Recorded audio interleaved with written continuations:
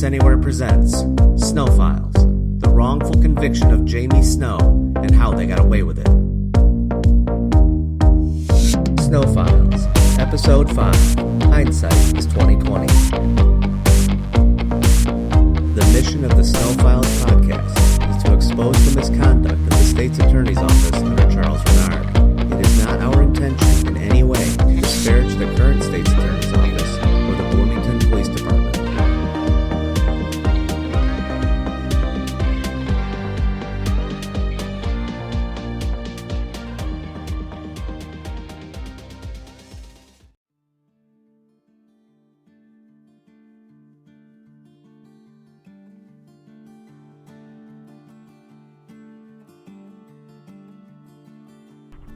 I want to talk a little bit about some of the things that the state used against me that actually make me look bad. You know, it's not all perfect, you know. I mean, there were things that I could have done differently and that I didn't, that the state used against me. You know, I was arrested for an unrelated robbery case in April of 91.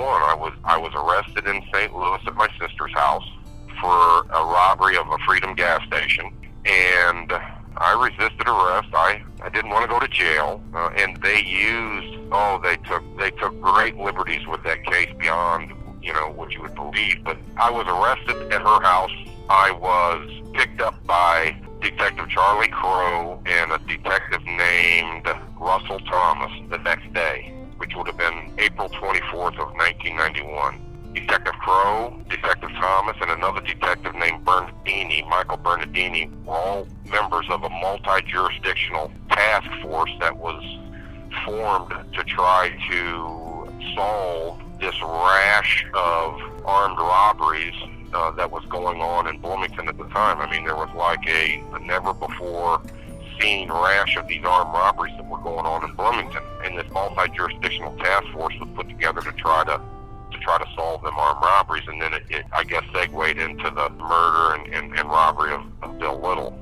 In 1991, there was a string of armed robberies in McLean County, so many, in fact, that a task force was formed. Jamie was implicated in one of these armed robberies that occurred in February of 1991. On April 12, 1991, a warrant was released for Jamie's arrest for armed robbery for the Freedom Oil gas station. And I was a little pissed off, because when I called my sister from the county jail, she was crying, and she was asking me about the Mark thing. You know, do you have anything to do with this, you know, this murder or whatever? And I was like, well, you know, what are you talking about? She was like, you know, they said that you're a suspect in this other case. So the first thing I did was, what are you telling my sister this stuff about this other case, you know? And he was like, you know, we had to take a look at you, you know, and that was it. You know, they were more concerned about the case that I'd been arrested for. The guy that actually committed the armed robbery ended up pleading guilty to it, and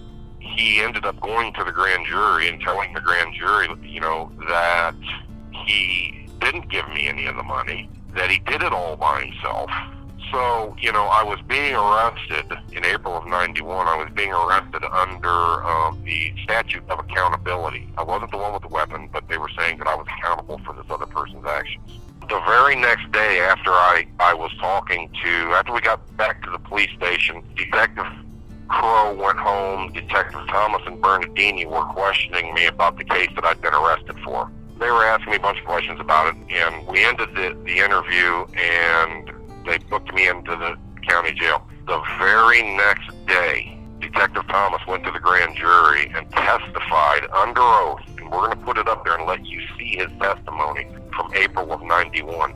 The very next day, he went and testified that, you know, I'd made these incriminating statements about the case I'd been arrested for, the armed robbery at Freedom gas station, that, you know, I wanted guarantees and assurances that I wasn't the one who actually committed the crime, that they explained to me that, you know, it was up to the state's attorney to, you know, if they could do anything, but, you know, they tell the state's attorney of my cooperation.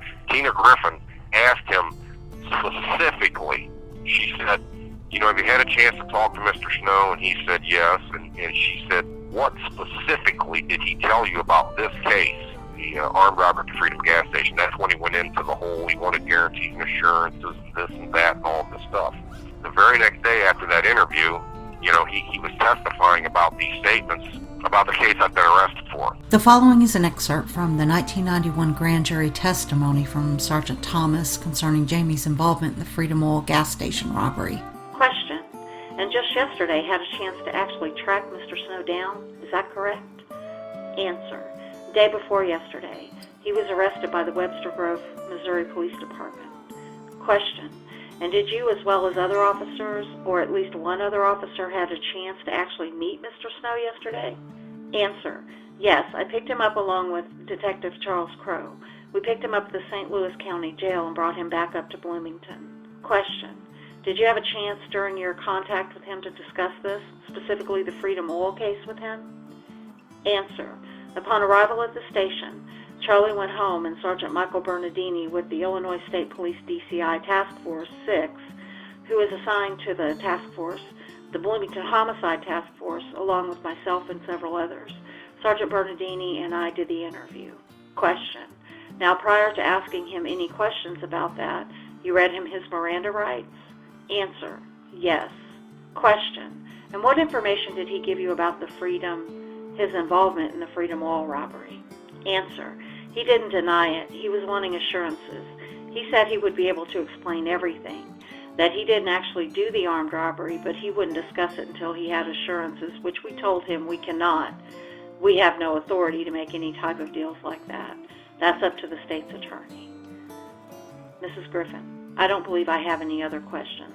Does anybody else? Question from the grand jury.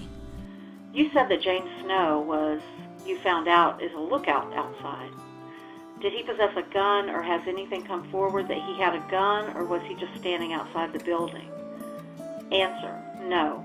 He was just standing outside. Question. But he got half the money for standing outside? Answer. Yes. There's the accountability that Miss Griffin can explain that to you at a later time. Now, I got indicted. They eventually dropped the charges. Jamie was held in jail for 4 months while the state investigated this robbery. He was released from jail in August of 1991 with all charges dropped. I didn't do the freedom robbery. Somebody else did it. He pled guilty to it. They tried to get him they were going to give him probation, and this is from him. He told me that they offered him probation and said, and I mean, they knew that he was the one that actually went in there and robbed the lady. And he told me that they offered him probation, that they'd give him probation and that they would transfer his probation out of the county. All they wanted him to do was say that he had given me half the money. And they'd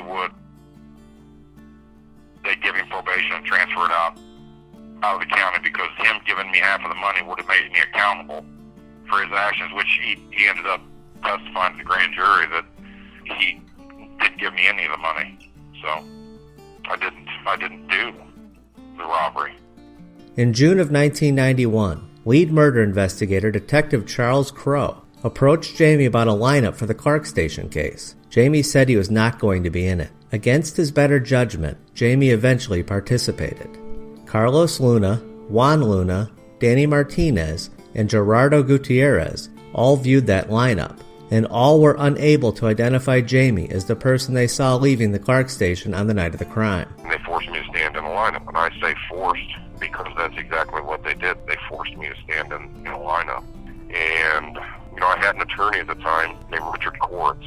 He was a public defender, and he came to me and he said, look, he said, they want you to stand in a lineup for this homicide case. And I asked him, I'm like, well, should I? At the time, I wasn't really concerned about that, and I was like, well, should I? And he was like, well, my advice to you as your attorney is no.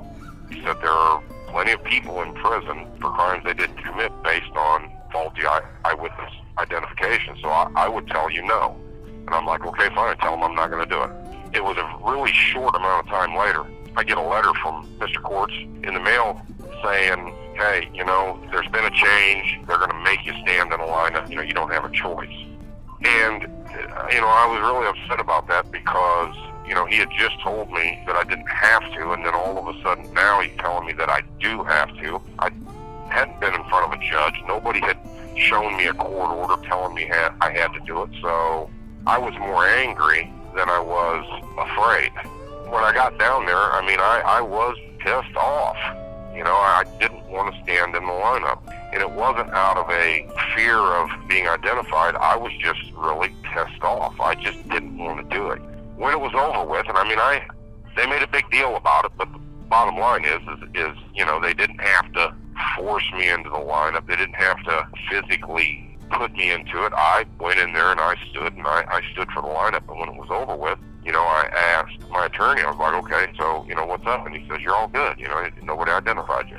So you can imagine my surprise when years and years and years later, I find out that Carlos Luna had pointed at me and said, you know, I looked like the guy that he saw. But the state used that against me. They said it was you know, my not wanting to stand in that lineup was some sort of a consciousness of guilt. What the court didn't let us present at trial was the testimony from Detective Charles Crow. Detective Crow had testified in my co-defendant's trial that when they were going around the county jail looking for people to stand in the lineup, there were numbers of guys. There were a number of guys that were, you know, when they found out what the lineup was for, they were like, oh, hell no, no way.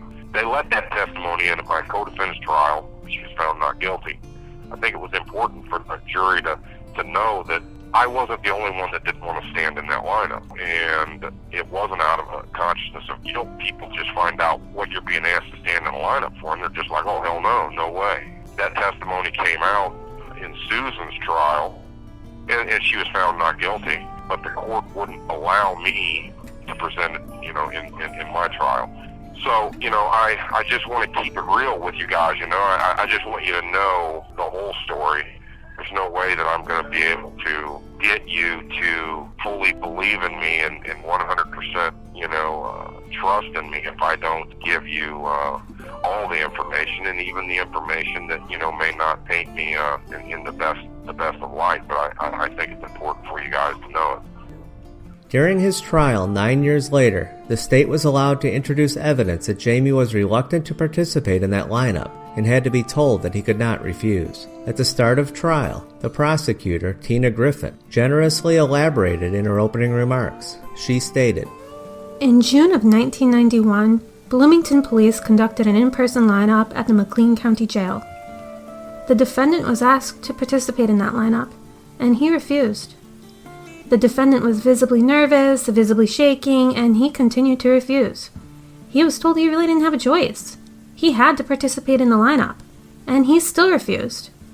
He was told that if you don't voluntarily come into the lineup, officers are going to assist you, pick you up, going to hold you up in the lineup if necessary.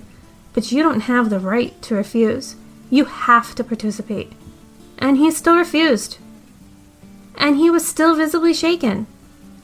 And finally, when officers approached him and began to grab him to take him into the lineup, it was only then that he walked on his own into the lineup room. And he continued to be visibly nervous, visibly shaken. In the testimony and what I've read, and I can't point to exactly where I read this, but they do make a big deal about you refusing to do it. You weren't going to do it till Koritz came down, or you talked to Koritz. Then you didn't even go up there until they threatened to shackle you to the thing. I mean, that's what people are going to read. Yeah, well, you know, that's true. I wasn't going to do it until I talked to Koritz, you know, because I was pissed. And even today, you know, all these years later, I'm still pissed about it. I still wonder if it was legal for them to do that. I mean, they didn't have a court order.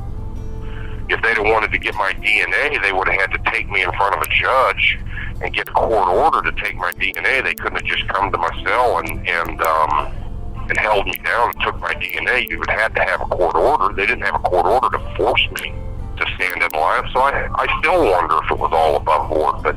But yeah, I didn't want to do it until courts got there, because I wanted to know what the hell was going on.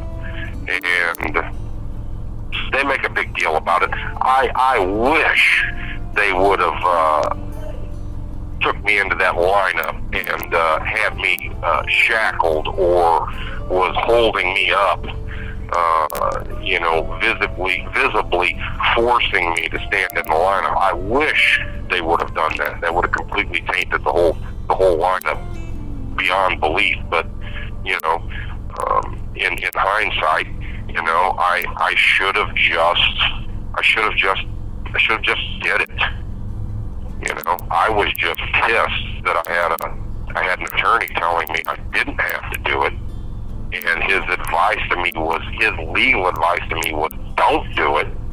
And then the next thing I know, the state's attorneys and the detectives are showing up, and they're forcing me to do it. And I was more angry than I was scared, but in the back of my mind, I was thinking, is the fix in? Officer Russell Thomas also observed the lineup, and he also testified to Jamie's unwillingness to participate. There was no evidence that he was visibly shaken or nervous during the lineup, contrary to the representations made by the prosecutor. However, during closing arguments, the prosecutor stated as follows. In June of '91, there was an in-person lineup down at the jail, and you've heard repeatedly about how this defendant refused to participate. Even though he had an attorney present and he had multiple chances to talk to his attorney, he still refused to participate. He was visibly upset and shaken. Only when officers Bengal and Cox approached him to physically put him in the lineup, only then did he stand on his own in the lineup. Those are not the actions of an innocent man. Rather, that is circumstantial evidence of the defendant's consciousness of guilt.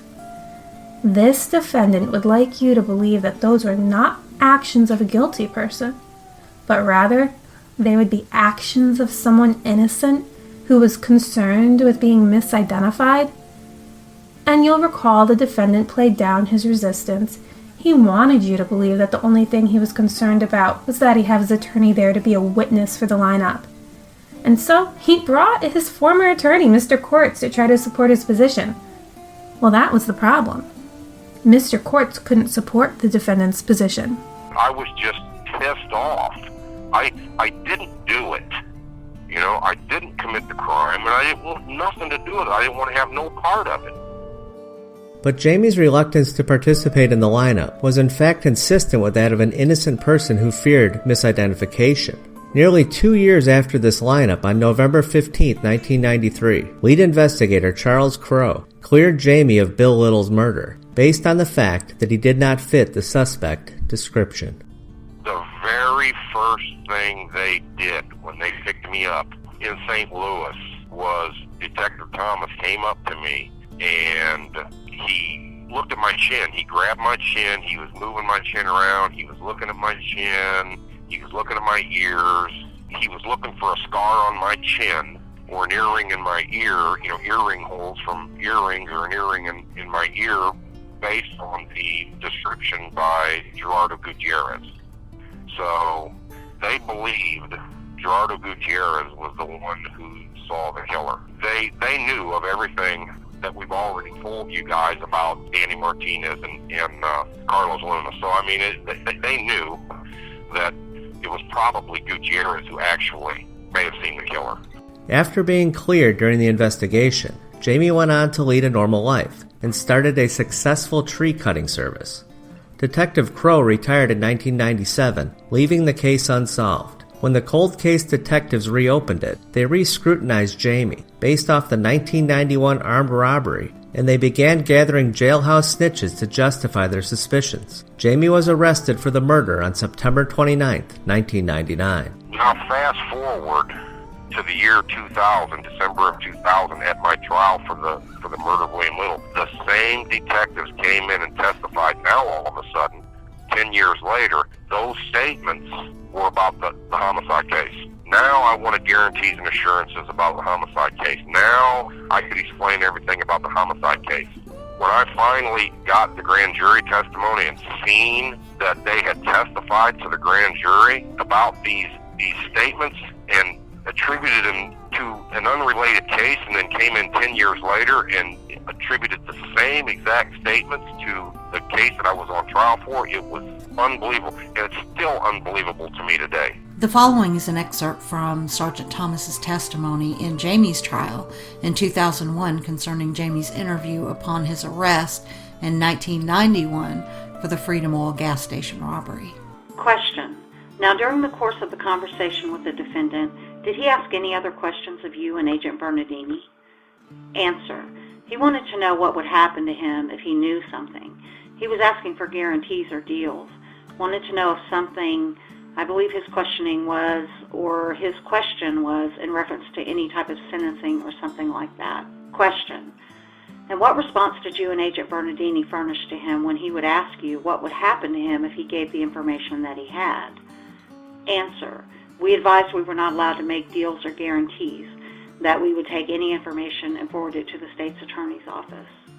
If you can get members of a task force to testify falsely, you can get every jailhouse informant, every single person looking for a reward. It's no problem getting anybody else to testify falsely, and that's what they did. They testified falsely. And Detective Thomas testified at the murder trial that after that interview, he believed one of two things. Either that I was involved in the murder or that I knew something about it. He didn't know which. He thought it was one of those two. You have 1 minute left.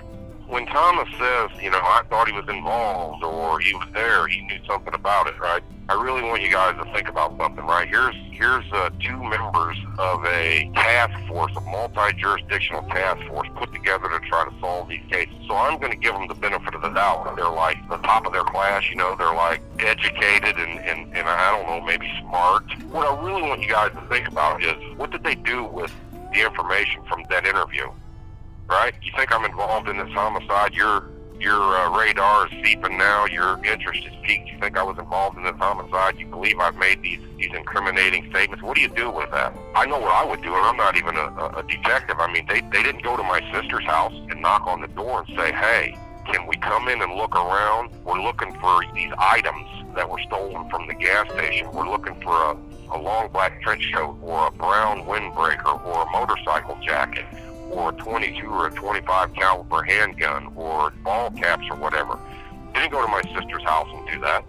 They didn't go to my house. They knew where I lived. They didn't go to my house and knock on the door and ask my wife, hey, do you mind if we come in and look around? We're looking for these items that were stolen from the gas station. They didn't do that. They didn't go to any of my friends' house knocking on the door and looking for this stuff. You know what they did? They went to the grand jury and testified that those statements were about the case that I'd been under arrest for, and they went around knocking on people's door to try to continue to gather evidence against me about the case that I'd been arrested for.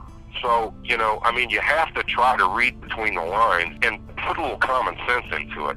They took statements that I'd made about a case that I'd been arrested for, testified under oath that that's what those statements were about, and then 10 years later came in and testified that now the states were about the murder case. And it worked so well because I couldn't say anything about the other case that I'd been arrested for. I mean, I wish now I look back on it, and I wish what I would have did was just told the jury, okay, look, I have to come clean. I have to tell you, there was another case that I was arrested for, and just put it all out on the table for them and just said, look, this is what I've been arrested for.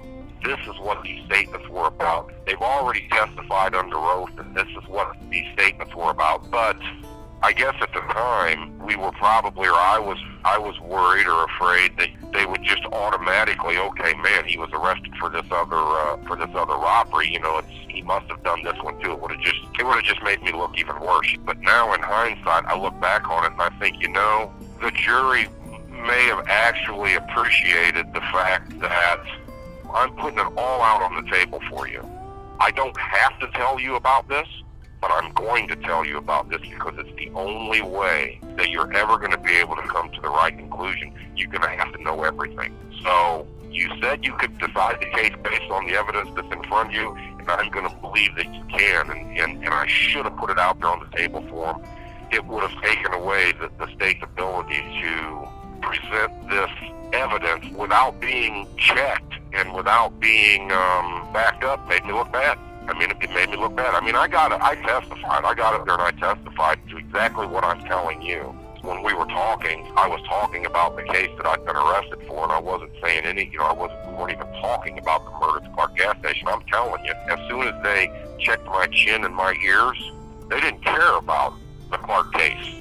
They were concerned about the case I'd been arrested for. Hindsight's always 20/20.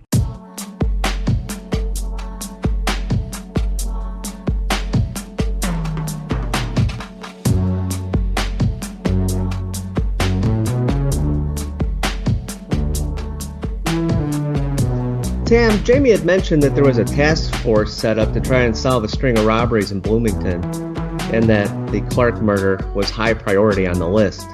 How did the task force begin to drag Jamie into all of that?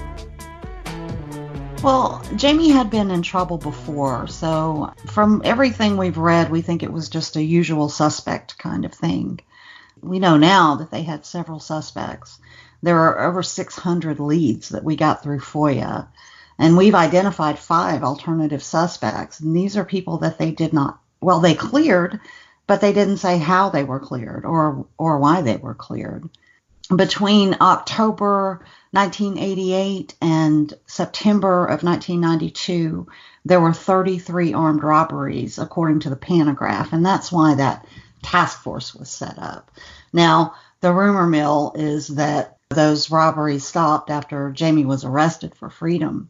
But in fact, there were 8 robberies after he was arrested for freedom, including 4 Clark oil stations.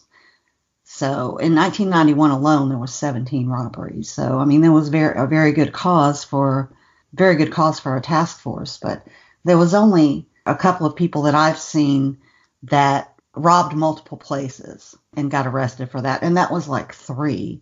The task force was looking at it like there's one person or 2 people doing this whole everything, but then they landed up arresting different people for this. It didn't hold up anyway because there were so many robberies after Jamie's arrest. Exactly. I mean, exactly. Tam, is it illegal to force a suspect to stand up in a lineup against their will? I can't speak to the legality of something because I'm not current on the case law and I'm not an attorney. But Tara did state in an appeal that a defendant does not have the right to refuse to participate in a lineup, according to a decision made by the Supreme Court in 1967. However, in this situation, bringing up Jamie's supposedly uncooperative behavior at trial prejudiced the jury, and that he should have gotten a new trial because of this. In 1985, Appellate Court of Illinois ruled that reluctance to comply is okay, consistent with the response of a cautious, innocent person who would want to seek the advice of counsel before submitting. And I think it's important to note, Jamie refused to stand in the lineup based on the advice from his attorney, and that Pitzel did not bring that attorney letter out. There was a letter that the attorney wrote Charles Renard and said that his client was not going to stand in a lineup. And that was not brought out in trial. What do you do when your attorney comes to you and says they're going to make you stand in a lineup, but I advise you not to do it because we know that misidentification is a thing? And then when they try to force him to go to the lineup, his attorney is then saying, okay, well, you have to do it. You can't refuse it. And he was angry about that because he's like, okay, well, wait a minute. You just told me this, a few days ago, that misidentification is a thing.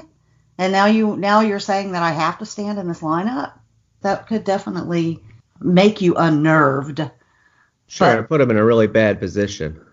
It was a horrible position to be in. Again, there was no evidence of the way they made it sound nervous and agitated and scared. He was more aggravated and angry that he had to. And they also didn't bring out the fact that several people had refused to be in that lineup from the county jail. They were trying to get people and they were like, no. So they wanted him in that lineup for sure. Right. Now, we mentioned in this episode that Detective Crow did clear Jamie of the Clark murder shortly after the 1991 lineup. How did he clear him? Well, there was a police report early on that said he was cleared, that he had no earring and no chin scar. Of course, there was a rumor mill by then. There was a lot of rumors going around, but one of them was that Jamie did it. Jamie and Stretch did it. Blah, blah, blah, blah, blah. There were a lot of people named. But again, over the years, you can look through those reports and you can see where Crow cleared. Jamie was cleared. This lead was cleared this long ago, and make a reference to that original report where he cleared him. But Jamie also took a polygraph for Crow. And he wouldn't do it early on, but he did it in about 93 or 94. And he was like, if y'all leave me alone about this, I'll do it, and I'll do it for you, because he had a rapport with Crow and he trusted him for some reason that I'm unaware of why, but he did. Crow said that he didn't think that he did it after he passed that polygraph. Now, Crow retired in 97. And that's when Katz and Barkus took over the case, and that was around 98. In 99, Susan and Jamie were arrested. So after 7 years of investigation by the seasoned detective Crow, who was there the first night on the scene and had worked on this case all this time, they had an arrest in less than 2 years. They never investigated anyone else for this crime. You can see the difference between the reports from early on, all the way up until Crow retired, where he's looking at these different things and looking at these different people, investigating these different leads. They were saying when Katz and Barkus came on, they told everybody that they interviewed, we're going back and we're interviewing everybody. We're going back through the case and we're interviewing everybody. But they didn't. They only interviewed anybody related to fingering Jamie Snow for this, pointing the finger at Jamie Snow. The investigations are like night and day, but they did have all of those leads. And what about all of those leads where they cleared because they didn't have a chin scar and an earring? That may have been good leads. Someone of color, that they cleared because they didn't match the description. And Jamie didn't either. He never had that either. That part just went away. They didn't follow the evidence. They just had their sights on one thing. Obviously on one thing. Definitely. That was Jamie Snow, and they were going to get him for it. Leslie, Tam had mentioned that, of course, Jamie and Susan were arrested. They were put on trial, on separate trials. Detective Crow was questioned in-depthly about the lineup in Susan's trial, but not in Jamie's trial. How was Crow underutilized in Jamie's trial? In Susan's trial, the state used Crow as a witness to the lineup only. He was the lead investigator for more than 6 years, but the only questions they had for him the entire trial were about Jamie Snow's lineup, but at Susan's trial. He even admitted he never even spoke to Susan once. So when her defense attorney, Steve Skelton, got to cross-examine him, he started at the beginning, making him verify the accuracy of Martinez's statement from the night of the crime. He also then had him specifically verify that Martinez could not pick him from a mug book just months after the trial, even though there were 2 up-close photos of Jamie in there. And he was able to point out that those photos that were included were much more detailed than what Martinez would have been able to see in the lineup anyway. He also got Crow to concede that although he tried to be fair in the lineup, there were some people who didn't look like Jamie, and the lighting was adequate, which rebuts Martinez's claim that he couldn't see well because of the dim lighting. He also had Crow admit that Martinez picked the wrong 2 people from the lineup altogether. While the state had Crow and others say that Jamie appeared nervous, Skelton was able to get Crow to admit that he was actually angry, which is all he ever even wrote about Jamie's behavior in his original police report anyways. And he also added in at the very end that Jamie was 6 foot tall, which is not the suspect Martinez always claimed to see. However, at Jamie's trial, the state asked even fewer questions of Crow. Even though he had many interactions with Jamie before the Clark murder and throughout his entire investigation, and he filed numerous reports on him, requested his polygraph, interviewed his wife, they just barely asked him anything, and that stinks like something rotten to me. In the very least, it's keeping information from the jury. All the state asked him, the same prosecutor in fact, was if he conducted the lineup, if Jamie was uncooperative, and if Luna picked him. They did not even mention Martinez once, and that was strategic. They did not mention him, hoping that Pitzel would not lay the foundation to ask questions about Martinez to him. they didn't directly bring up Martinez, so he couldn't just go in blazing and asking the questions. He'd have to carefully develop those questions leading into the subject of Martinez, and he just didn't even try. However, Pitzel was keen to one thing that could have helped a little, and he tried, but it was delayed by an objection. He noticed that at Susan's trial, Crow stated that Jamie was the only one in the lineup who did not volunteer. So he tried to ask Crow about that testimony in an attempt to get him to admit that there were other people who were also asked from the jail who did in fact refuse too, and it wasn't just Jamie. But the state objected immediately because they did not have the actual transcript out in front of them to read from. So the judge said they could recall Crow later when they found the transcript, but then when later came along, he disallowed it. And they just let this key witness go. The guy who was an expert on the case for 6 years, he was barely utilized by either side. What happened was they ended up getting the transcript, and then the judge just wouldn't let them recall Crow, and he was just like, I don't exactly remember exactly what he said, but he said something along the lines of, recalling him just for that one statement. And I think what it was that they were trying to get from Crow was they wanted him to testify like he did in Susan's trial, that there were other guys who were refusing to stand in the lineup. That it just wasn't just me, but that when they were going around the county jail trying to get guys to testify, that there were other guys that were refusing to stand in the lineup. So they were going to use that, to argue to the jury that just because you don't want to stand in a lineup's not some sort of indication of your guilt. It's not a guilty conscience. There were other people that didn't want to stand in it too. And I don't even know why I have no idea why they needed the transcript. I don't know what they needed the transcript for. What do you need the transcript for? What's the judge need the transcript for to follow along with? I mean, you get him up on the stand and you ask him good questions. The judge was the judge in the first trial. He wasn't following through the transcripts from Susan's trial when Danny Martinez was on the stand, or Carlos Luna, or Gerardo Gutierrez, or any other witness that testified in the trial. He wasn't saying, oh, wait a minute, no, hold up, can't let you introduce that testimony until I get a transcript from the first trial so I can follow along with the transcript. I don't know what was going on behind the scenes, but from the time that they tried to ask him those questions to the time that they got the transcript and then we came back in, all of a sudden now they decided they weren't going to let him recall Crow to testify to that. So I don't know what happened with that. Had they been prepared, they would have had the transcript in their hand so that when Crow said, I don't really recall, they could have said, okay, we've got the transcript right here.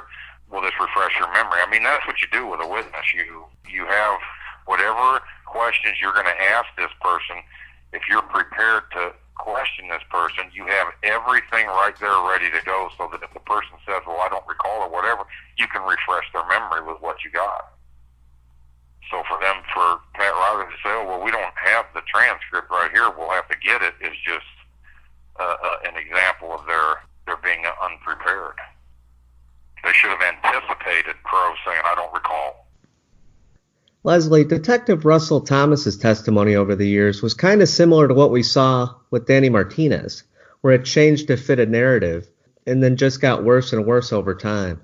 What exactly did he change, and how did it get to the point where he was telling Jamie's jury that he and his partner both believed Jamie shot and killed Bill Little? In Thomas's original report about his interview with Jamie, the one his partner prepared for him, all he said was that Jamie allegedly said he didn't rob anyone, he didn't understand how he could be charged if he didn't have a weapon, and he could provide information to clear up the robberies, but wanted guarantees from them that they were just unwilling to provide. He said Jamie stated he wanted to cooperate and tell the truth, but he had to think about it. And that's it. He testified to this exactly at the grand jury trial when Jamie was indicted, and those charges were later dismissed. In fact, the jury seemed to be keen that this was not enough information because they made Thomas verify that Jamie did nothing and had no weapon, and he did verify that. At Susan's trial 9 years later, we all of a sudden hear about the conversation in the backseat of the car, where Thomas refused to read Miranda rights to Jamie, even though he admitted to having the Miranda card right in his pocket to read off of.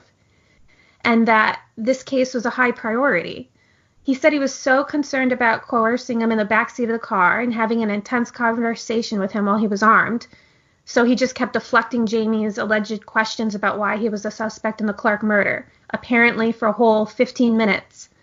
But when they went into the interview room, and he insisted Jamie kept talking about the high-profile case just 25 days after the murder, he then didn't feel compelled to even write it down.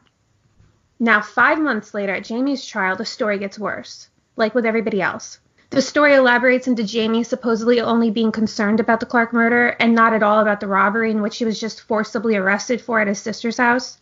He said Jamie continually asked him about the murder in the backseat of the car and allegedly now asked, quote, "What would happen to me if I knew something about the murder?" He says he even wanted to talk about the murder after he was Mirandized in the interview room for 2 hours, and at one point he even got so heated that he jumped out of his chair and accidentally touched an officer. Now, he says Jamie asked how he could be charged with a murder when he didn't even have a gun, not the robbery, as Thomas wrote in his actual report.